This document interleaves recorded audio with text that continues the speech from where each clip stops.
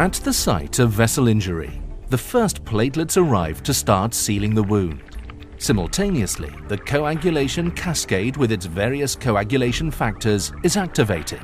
This involves two pathways, the extrinsic and the intrinsic pathway.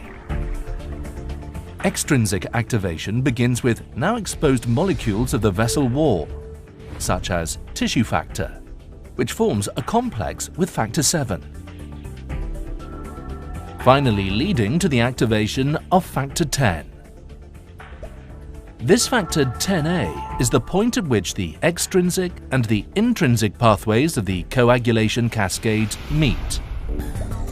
The intrinsic pathway consists of various coagulation factors activating each other in a chain reaction. At its end, a complex with an additional cofactor is formed.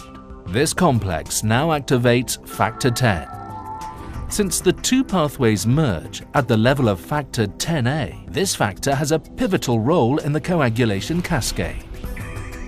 Further down the cascade, factor 10A in combination with 5A activates thrombin and induces the so-called thrombin burst. One molecule of factor 10A can catalyze the formation of 1,000 molecules of thrombin.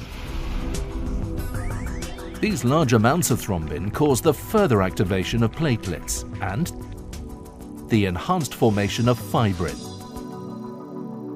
Fibrin then forms strands, making up the mesh that stabilizes the platelet plug in an arterial clot and holds together the red blood cells in a venous clot.